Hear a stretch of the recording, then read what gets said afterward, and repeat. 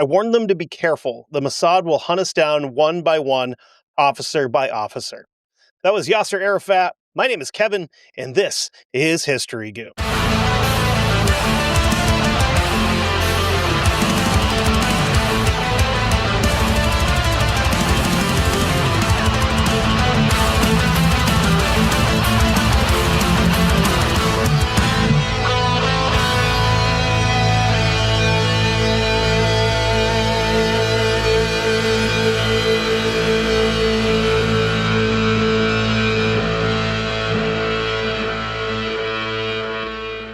Oh boy, what is going on, everybody? I am back, and we are getting ready to finish up this semi-two-parter, I guess. I mean, it is two parts, but it's two separate things. It's more cause and effect is what I would think of this one more as than a actual two-parter, like with Leopold or the Operation Gothic Serpent, Black Hawk Down thing, where there was actually two parts.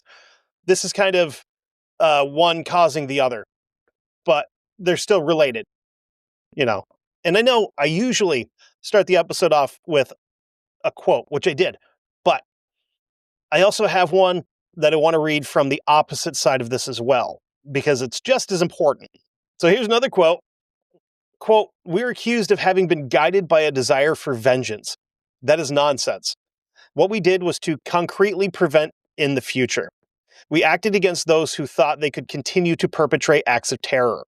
I'm not saying that those who were involved in Munich were not marked for death. They definitely deserved to die.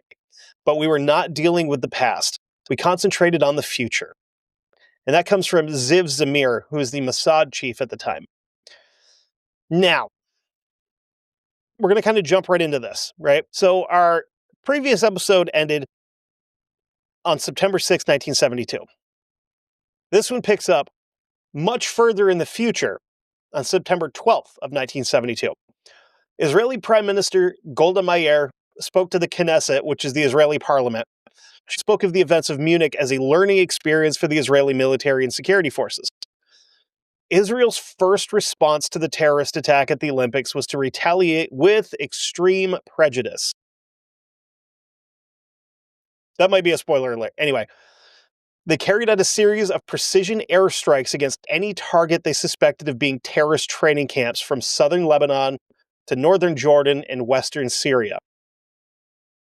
So they're just kind of hitting wherever. Just like, oh, they may have a terror camp here. Iraq may have WMDs. Who knows? We got only one way to find out, and that's to kill a bunch of folks and see if the WMDs were there or if they were just the friends we made along the way.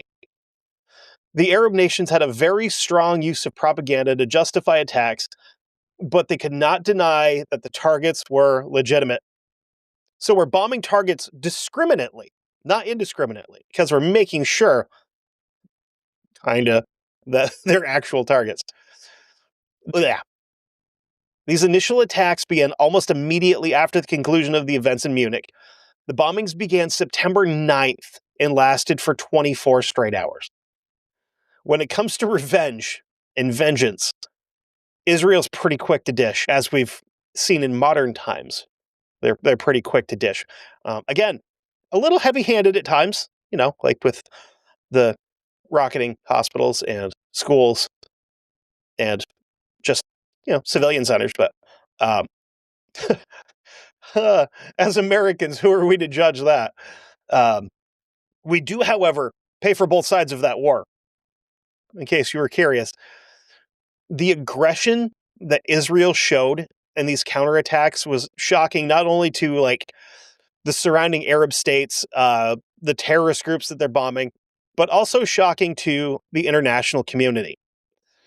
The international press came to the conclusion that Israel would treat all future attacks and responses with, quote, an eye for an eye attitude. Prime Minister Golda Meir issued a number of threats against Arab states that would allow and support terrorist organizations to operate within their borders. She backed her threats with immediate action almost every single time. Israeli General Aron Yariv said, quote, We had no choice. We had to make them stop, and there was no other way. We're not very proud about it, but it was a question of sheer necessity. We went back to the old biblical rule of an eye for an eye. I approached these problems not from a moral point of view, but hard as it may sound, from a cost-benefit point of view. If I'm very hard-headed, I can say, what is the political benefit in killing this person? Will it bring us nearer to peace? Will it bring us nearer to an understanding with Palestinians or not? In most cases, I don't think it will. But in the case of Black September, we had no other choice, and it worked. Is that morally acceptable? One can debate that question. Is it politically vital? It was. Somewhere in hell, Dick Cheney heard that just now and just got a rager, because that's the most, like, military industrial complex thing that he could have said. Is it okay to kill people? No, absolutely not. Is it okay to do it if the government is saying it's okay to do it? Yes.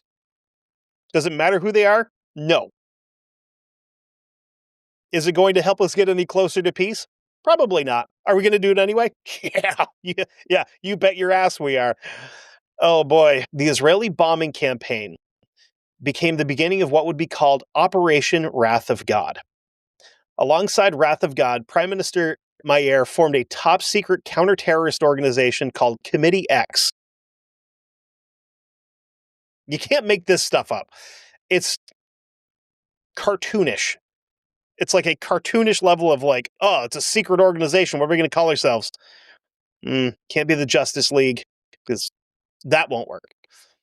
Can't be the Super Friends, because our only other super friend is a little upset with us because we bombed one of their spy ships. We called it a spy ship, right? But it had a 50-foot wide American flag hanging from the mast that our pilots saw before we bombed it, and then continued to bomb it for like another 3 hours, killed like 17 sailors, injured hundreds of others. So they're not super friends with us. Committee X we'll go with. That sounds good. It's got a real strong feel to it. Committee X was led by General Yarev, who was the ex-military attaché to Washington, D.C., and the former head of AMAN, which is the Israeli Military Intelligence Agency. The head of the Israeli Intelligence Agency, which is like their CIA, right? And he's the attaché for Israel in Washington, D.C. And I'm pretty sure that Langley, Virginia, right, where the CIA is, isn't all that far from Washington, D.C. But in their defense, the CIA has literally never done anything to try to overthrow a government or, instill violence or uprisings or anything like that ever. They've literally never done that anywhere, especially in the Middle East or Central America or South America or Southeast Asia. They weren't around during World War II, so they definitely didn't do it there. Weird. They've also never smuggled drugs. So they got that going for them too. They're a pretty stand-up organization. They're doing good work, and they're doing it all the right way. They've never coerced anybody or bribed anybody or, assassinated anybody. CIA doesn't do that. They pay locals to do that, or kids on SSRIs that they don't have jobs, that somehow come up with the money for a Daniel's Defense rifle to the tune of like $2,200 plus an optic, magazines, body armor, ammunition.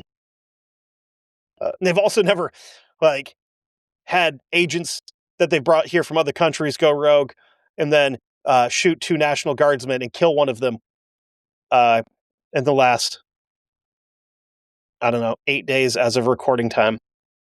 No. CIA is a very upstanding organization. They would never do that. Ever.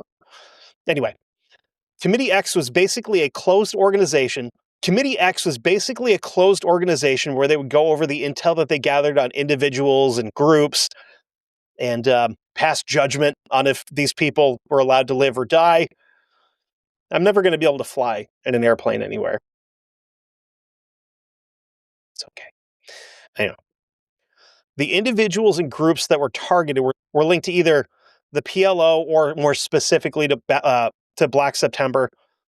Black September is an offshoot of the PLO, but they're not targeting just specifically Black September or the PLO. They're also targeting other groups that are offshoots of the PLO because they're all involved with the Palestinian Liberation Organization. So therefore, they're all terrorist groups that they're going after, right? A news article was published in Haaretz on June 10th, 1986, written by Yoel Marcus that said, quote, "The panel, or Committee X, concluded that the most effective means to make a clear statement that Israel would not tolerate terrorist activity was to authorize the assassination of any Black September terrorist involved in the Munich incident. This directive included any individual identified as either directly or indirectly involved in the planning or execution of the assault on Israeli athletes in Munich." So that's a pretty large net to cast, because you're just saying anybody that,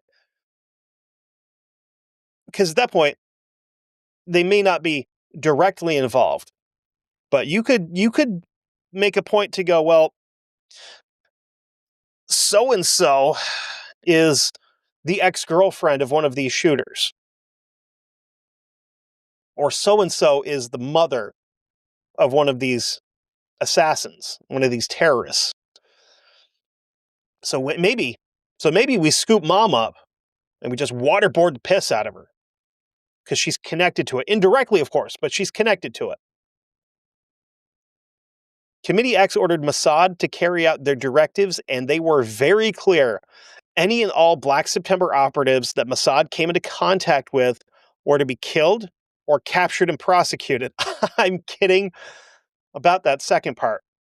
That was not an option. There's no in between. It's we want your head on a plate. They would be countering terrorism with basically terrorism. Mossad chief Ziv Zamir appointed Michael Harari to develop the covert action teams. Harari and his Mossad colleagues set up the base for the European operations in Paris.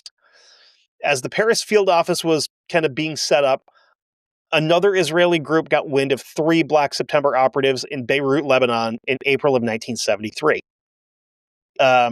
We've talked about... No, actually, I don't think we have done Beirut yet anywhere. Very spicy area for things. These 3 senior Black September leaders were Mohammed Youssef, who was an operations leader, Kamal Adwan, who is a PLO chief of operations, and Kamal Nasir, a PLO spokesman and member of the PLO executive committee. So he's pretty high up. He knows a thing or two about a couple of people. The planning of this little side mission fell to Ehud Barak, who was the commander of the General Staff Reconnaissance Unit 269. With plans finalized for the operation, the group of Israelis reached the beaches of Beirut in small inflatable boats after being dropped off from naval ships. They're all disguised as tourists. Some of them, including Barak, were dressed as women, which is just the funniest thing. I just imagine just a bunch of, you see a bunch of tourists and people having fun on the beach. And then all of a sudden, this lady with a bunch of chest hair just whips out an Uzi. Like, I can actually say an Uzi and not just be like derivative of a generalized submachine gun, because the Israelis actually created the Uzi.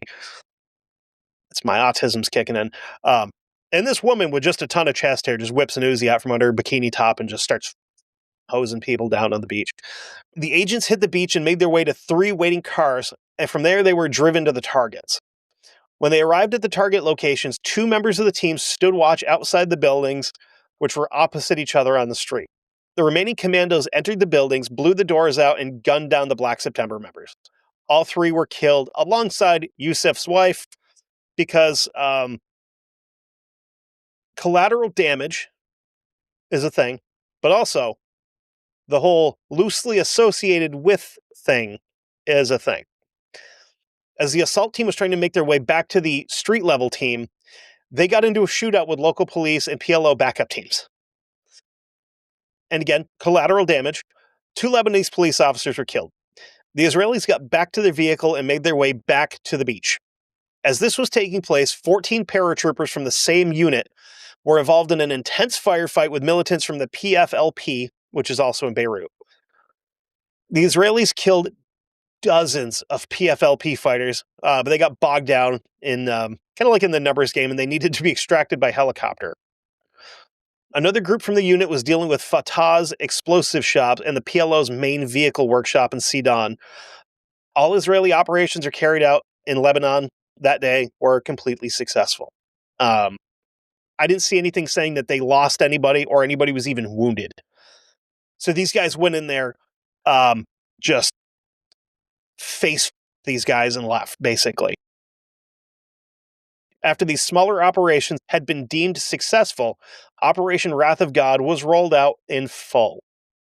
That was like the appetizer. And look out, everybody, because here comes the entree. It was decided that the killing of those marked for, quote, special treatment should be dramatic. Even though they have full plausible deniability for everything, there would be no question who was responsible for the killings. Who's that Pokemon? It's Mossad. There was some reports from early on in the operation that Prime Minister Mayer was uncomfortable with the nature of the operations going into other countries, with sometimes anecdotal evidence to go on due to, obviously the possible political blowback of killing people in their own country. What's that old saying? One man's freedom fighter is another man's terrorist. One man's terrorist is another man's freedom fighter. Anyway, her mind got changed on October 29th, 1972, when Lufthansa Flight 615 was hijacked at a stopover in Beirut. The flight was scheduled to go from Damascus to Frankfurt, but when the plane landed in Beirut, 2 Arab passengers threatened to blow up the flight if the remaining Black September members that had been involved in the Munich incident were not released from German prisons. And here we go, back to our old friends, the Germans, in this situation. Remember the Germans that did nothing to stop this or prevent this or try to get it over as bloodlessly as possible? Those guys? Yeah. The ones that refused flat out to even communicate or take help from the Israeli government? Those guys? Those guys? Yeah. Black, red, and orange flag, yellowish orange flag, whatever. It used to be red with a thing in the middle of it. Germany, yeah, those guys. They bent the knee and released the 3 remaining prisoners and flew them to Zagreb in the former country of Yugoslavia, where they were handed over to the hijackers. The irony there is just like restaurant quality. We don't need your help. We can handle this. We just want to get the Olympics back on track. It's fine. We don't want you to come intervene. We'll get your guys out of here as safely as possible. Oh no, they're all dead. Well, we might as well give these guys back. I mean, what'd they really do? Oh, God. One of these days, I'm really going to get after Germany on an episode.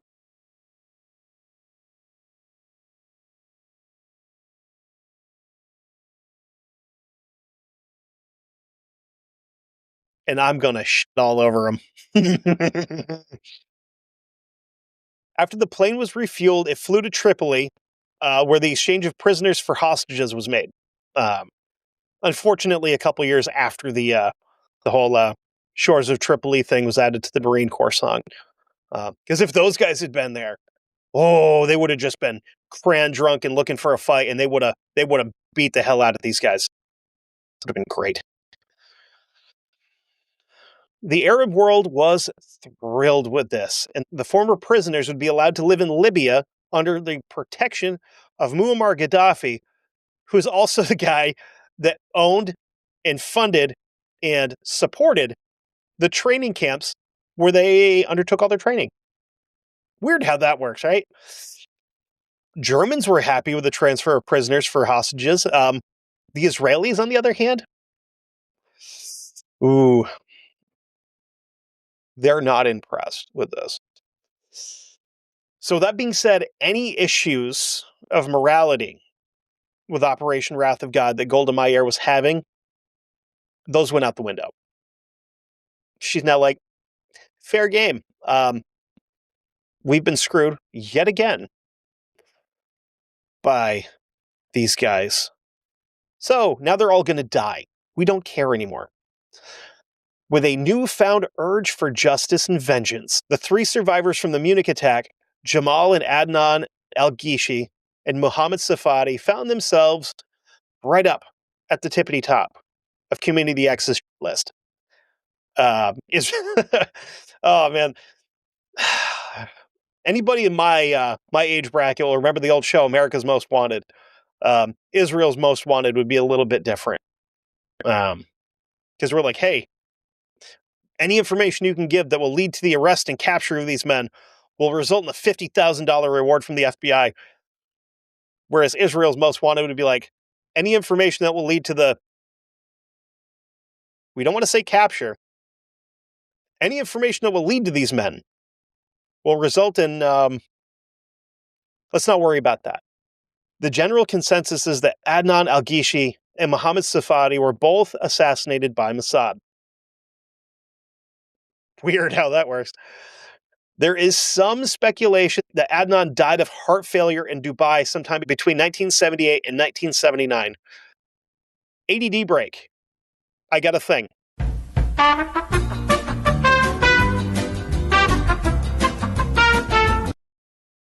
Huh. So anyway, so I said 1978 to 1979. Yeah, somewhere in there. Well, the CIA had this neat little project that they started like back in the late 50s. And it involves something called weaponized saxitoxin, which is not toxic saxophone. That would be good band name though. Oh, hell yeah.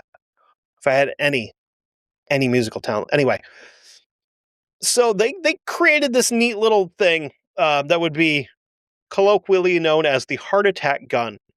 But in 1969, the CIA was ordered to destroy its stockpiles of poison such as saxitoxin. But who's to say, right? Because 1969, 1972, that's only a couple of years. We have a guy high up in Israeli intelligence that was spending a lot of time in Washington, D.C., which again, that's a taxi ride to Langley, where the CIA is. Who's to say that maybe some dude in the CIA wasn't like, hey man, I can't use this anymore.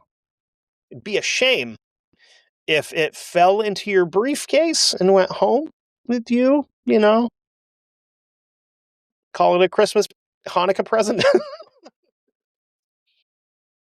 You get this one on the last night of it because it's your big present. So yeah, maybe, yeah, who knows? Maybe Mossad killed this guy with a heart attack gun. We don't know.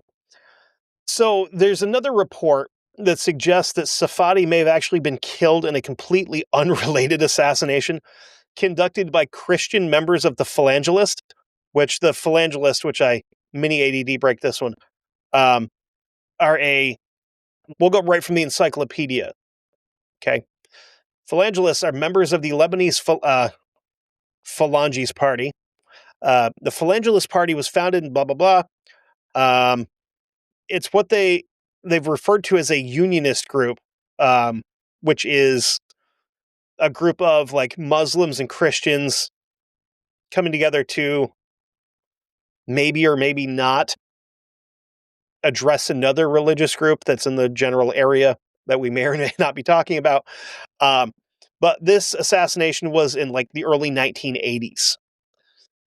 Most think that he was killed in the second scenario. A lot of people seem to think that that's the more reliable one, since at the time of his death he would have been in the neighborhood of like 30 years old, which is pretty young for a heart attack. But again, heart attack gun, who knows?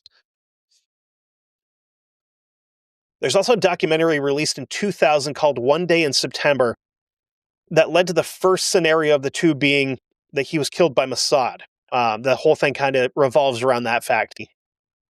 What's strange is that Jamil Aghishi, who would have been in hiding since the events of the 1972 Olympics, has spent time hiding out in the US and Canada. He even makes an appearance in the documentary. Now, why would he be in the US? Don't know. I could think of 3 letters that may have been a reason for it. But again, I could be wrong there too. He had his face blurred and wore a hat and sunglasses during the interview because he figured, probably fairly accurately, that he was still on the Israeli hit list. One point they hit on in the documentary was that there is some speculation that the hijacking of Lufthansa 615 was masterminded by the German government. The reasoning for this is because the Germans really didn't want to deal with housing these guys, and they kind of hoped that if they had somebody else to point the finger at, it would avoid them having to go to like The Hague and have a trial for like, I don't know, human rights violations or war crimes or terrorism or something like that. Silly stuff. So we create a fake hijacking to get rid of these guys and to wash our hands of everything, since it's been so poorly handled right from the get-go on the German side. That one's a little weird to me. I'm not sure that I believe that one fully. Okay. Now back to the targets of the Israelis. One of the big guys they wanted, and this is one that they wanted for a long time. He was like their ace of spades if they did the Iraqi war crime cards like we did when we went there in 2003. Which, by the way, I know a guy that has a set of those that still has sand in them because he brought them home with him and never opened them again. One of the guys they wanted is the kingpin. We want Yasser Arafat. He's been on the hit list since day one of taking leadership in Palestine. The big problem for Israel was that he had risen to such prominence politically that trying to take him out would most likely fail and cause them some issues, because this was a time when international support for Israel was in a lull. The first verifiable assassination for Wrath of God was that of Wael Zawater, who was the PLO's Italian representative, which doesn't sound Italian to me. After getting the green light from Committee X, the assassination was carried out on October 16th, 1972, just over a month after the Munich massacre. The operation was pretty simple. Zawater was single. He had no fear for his own safety and kept a very predictable routine. Which, listen, don't keep a routine, because you never know if you got like somebody following you, like just a weird ass stalker or something. Don't keep a routine. Yeah, you got to go to work and you got to go home. Don't take the same way home all the time. Just don't do it. Don't stop at the same grocery store. Maybe I'm paranoid. I don't know. But the reason that I say that is because these guys did surveillance for like a week. Like, we know exactly where he's going. We know what time he shits in the morning. It's pretty simple.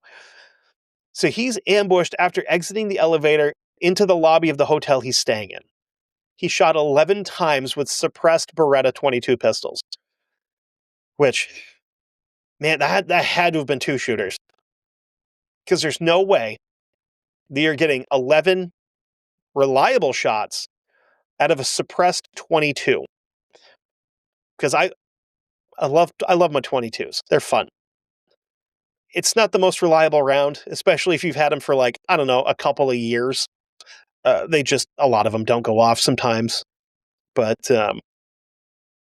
Had to have been more than one shooter. There's no way in hell that one dude shot this guy 11 times. Within a couple of hours of ventilating Zawada, the assassination team and some senior Mossad directors, including Michael Harari and Ziv Zamir, who had been in country to oversee the operation, they have a big meeting. The next target was Mahmoud Hamshiri, who's the unofficial PLO guy in Paris. This was another, quote, soft target operation. So soft target meaning someone who isn't like overly protected and a fairly easy target. Which is why if you ever listen to anything about, we're worried about a group targeting a soft location, that would be like a mall, a school, a church, a grocery store, something like that, where there's like basically no security, and very few people with guns, depending on what state you're in. I've gotten pretty good at picking them out. It's like I can go to the grocery store and be like, okay, because Vermont, you can either open carry or conceal carry. I personally think open carry is stupid because I don't need people to know that I have a gun. I'm not there to scare people, and I have it on me to protect myself in case something happens. But after you've been carrying for long enough and you see other people doing it, you can kind of pick them out in a crowd. Like, okay, well, this guy moved just right and he's got a weird, like, bulge in his lower back or on his side or whatever. Or this lady's carrying a purse. She's got her purse in the cart, but she also has, like, a shoulder bag slung around on the front of her, which I wonder what's in that. But yeah, those are the kind of things that they'd be talking about with that. Hashari, who is an academic with a PhD in history, so he's not like an operator for the PLO. He's more like planning money guy, something like that. Palestinian paper pusher. An Israeli agent posing as an Italian diplomat requested a meeting with him. They talked for a while with questions ranging widely, and a lot of these questions that are being asked, that are being answered, he doesn't necessarily understand that he's signing his own death warrant by answering these questions. The Israeli agent passes all this information along. It hits the desk of Committee X. They look over everything and go, yep, big rubber stamp, whack, kill this guy. The part of this assassination that would have been much more difficult than previous was they wanted to take him out in a way that wouldn't hurt or traumatize his French-born wife and daughter. The decision is made on how to kill him on December 8th, 1972. When his wife and daughter left the house, he goes back to bed. The explosive device that had been rigged into his bedside phone was detonated remotely. He would die of his injuries a few weeks later. Technology changes, but the tactics remain the same. Insert Hamas beeper joke here. The second assassination got the PLO's attention big time, and they began to think that their lives could be in serious danger. No, Ralph Wiggum. The PLO began to demand that European countries take responsibility for their members and protect them against quote-unquote Zionist terror. It's weird how a terrorist group is afraid of terrorists.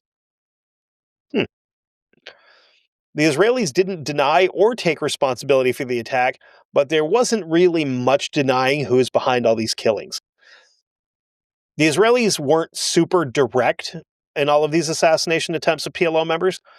They would also send letter bombs to members that were in Tripoli, Algiers, Cairo, Stockholm, and these bombs would injure or kill a number of individuals. So there's another guy that did something similar to this. Something, industrial revolution and its consequences have been a disaster for the human race, something. None of these targets were directly associated in the Munich attack, but they were instead ambassadors, affiliates, and unofficial diplomats. These Israeli attacks would not go unanswered. The PLO and Fatah would retaliate with letter bombs of their own. They were taking hostages in Israeli embassies in Bangkok and Khartoum. They demanded the release of 36 prisoners, most of which were being held in Israeli prisons. The part of this attack that was a big mistake on the part of the Fatah was the attack in Thailand. It was at the same time as the coronation of the crown prince. Now, the Thai have a huge respect for their monarchy, and they took this as an insult. Um, the operation backfired, and it took some pretty fancy political footwork on the part of the Egyptian ambassador to Thailand to get the PLO members out of the country alive. The Israelis kept at the assassinations the whole time. On the night of January 24th, 1963, the Fatah representative in Cyprus, Hussein Abu Kahir, he's climbing into bed for the night when the explosive planted under his bed was remote detonated after the lights went off. He was killed instantly. Shocker, you exploded his bed. You know, where all of your, like your head and all of your soft squishy bits and organs are, like pressed directly against it. Kind of makes sense. April 6th of the same year, Dr. Basil al-Kubasi, who was a law professor at the American University of Beirut, was gunned down on the streets in Paris on his way home for dinner.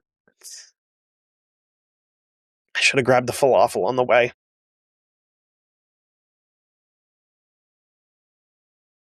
April 11th, Zayed Mukasi, who is the replacement to Hussein al-Bashir in Cyprus, was blown up in his Athens hotel room. Just a few days later, Abdel Hamid and Abdel Nakat. Do you guys have like more than 6 first names you can use? Figure it out. You created numbers, like the numbers that we use. But you got like 12 first names that you guys use for everybody in these stories. Anyway, they're both severely wounded when their car was bombed in Rome.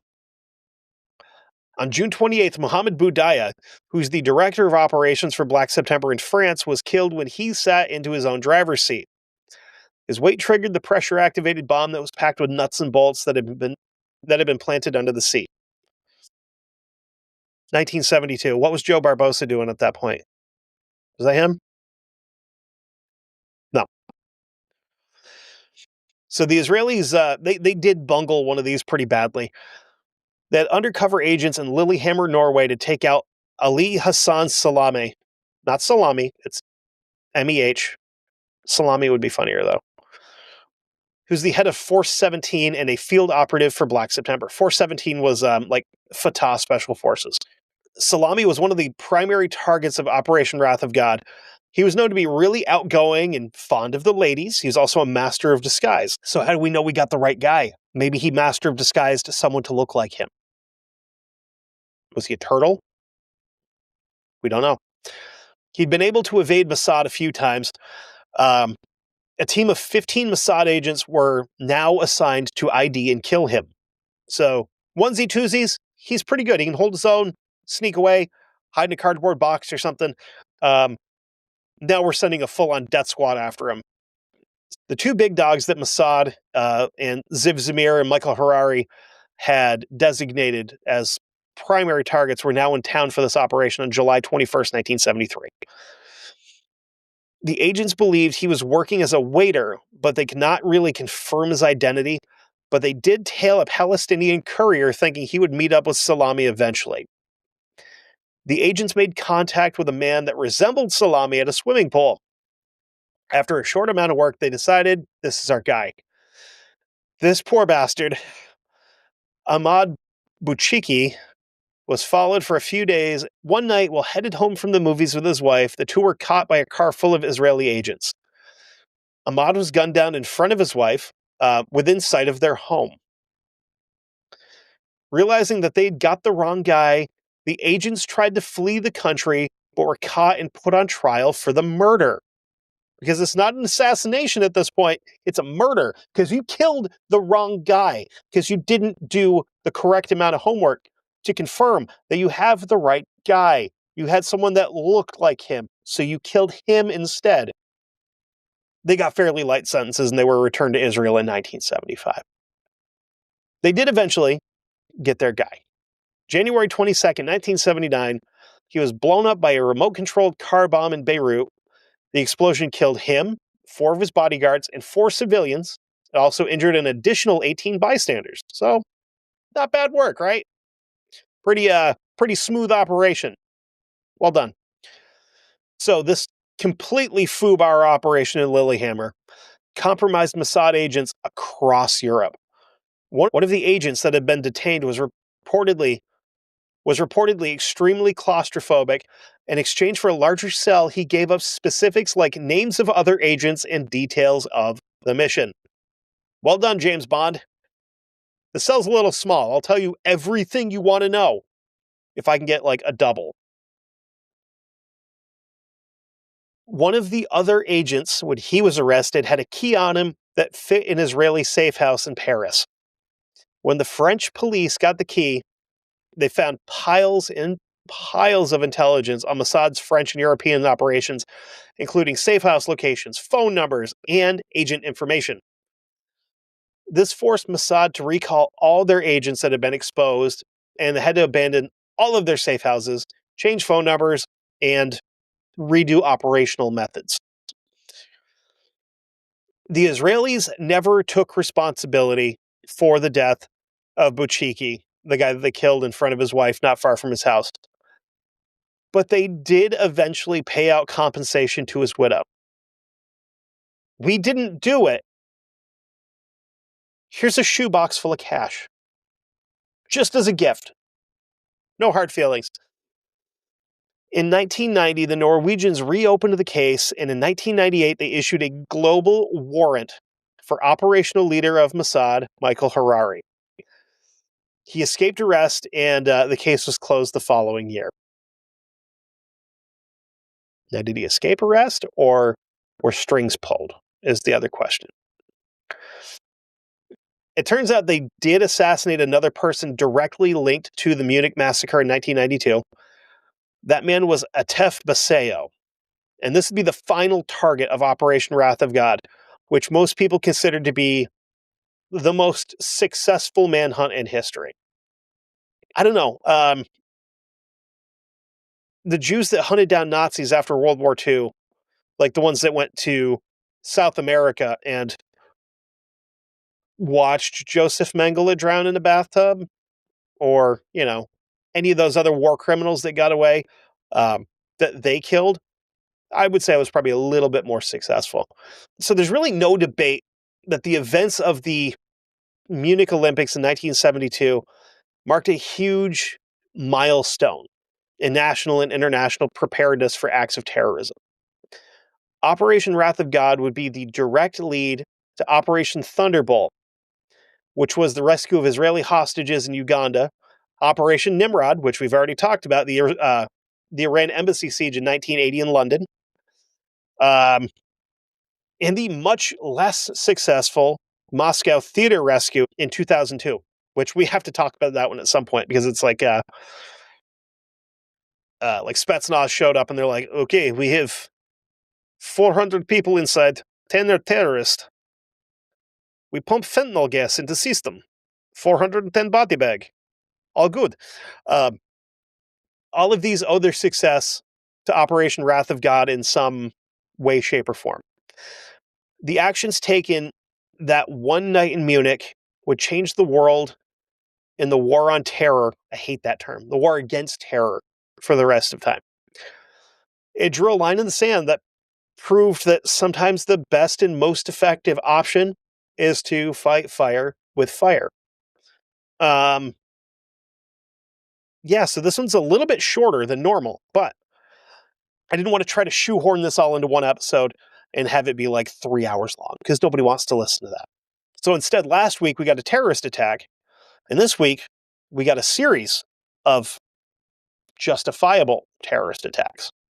We'll call it that. Yeah, all around a bad situation. Bad situation. Very, again, preventable from the beginning if the Germans had done any security at all for the entire thing. There would have been less dead Israeli athletes, and there would be less dead Palestinian terrorists, which, yeah, dead terrorists are not necessarily a bad thing. But yeah, that's Operation Wrath of God, and that wraps up the 2-part series about the Munich Olympics and the aftermath of. So, next week, for episode 4, we are going to go back in time to the American Revolution, which we haven't done yet here. I haven't talked about that here. I got a good flag for it, though. I got another one, too, but that's a completely different story. That's a Battle of Bennington flag, which, unless you're from Vermont or Massachusetts, nobody really cares.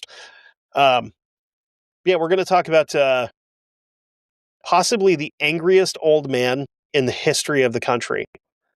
And then after that, I'm sorry, I'm consulting the whiteboard. I do have a bonus episode that I want to get ready to throw out for everybody on the same day, whether you're on Patreon, patreon.com/1159media, or if you're just one of the regular listeners over on Spotify or YouTube. I want everybody to get that episode all at the same time as a Christmas gift, we'll call it. Somebody will pick up what I'm putting down here.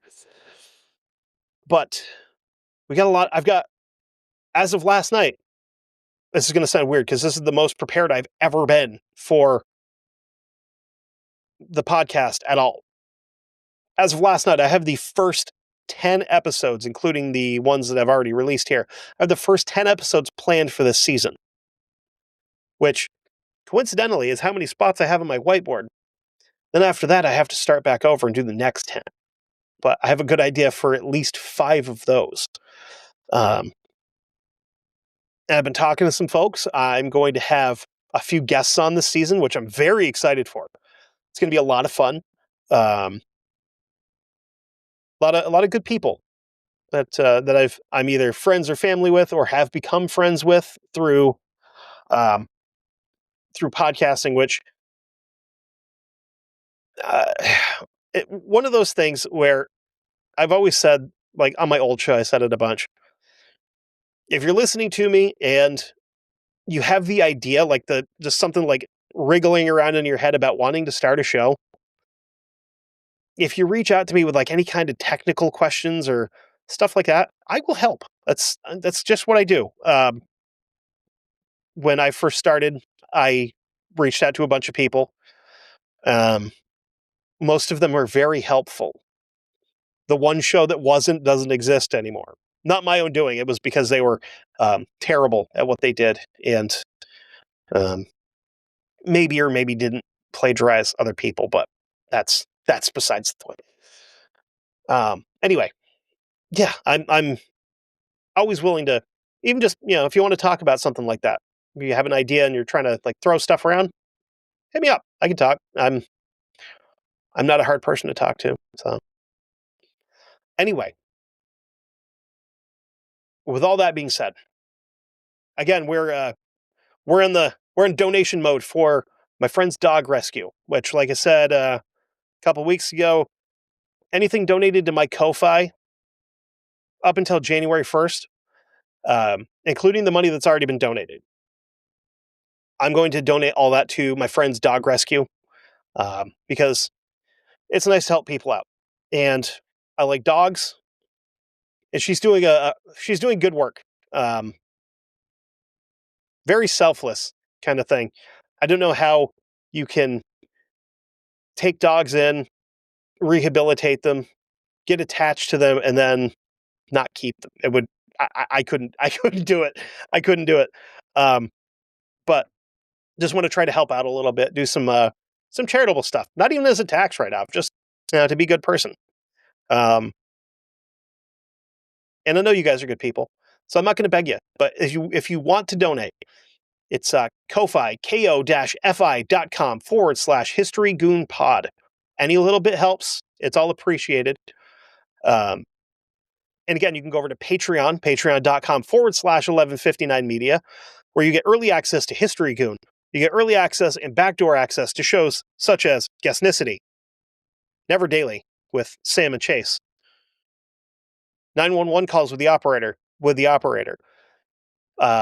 also get early access to Almost Fiction with Chase. I don't know that he does a backdoor with his shows, because I think his is kind of like mine, where it's like just like a solo thing where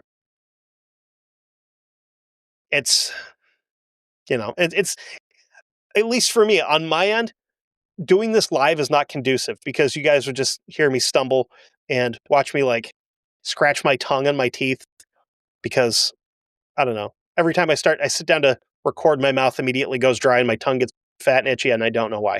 But anyway, you get all that for $5 a month.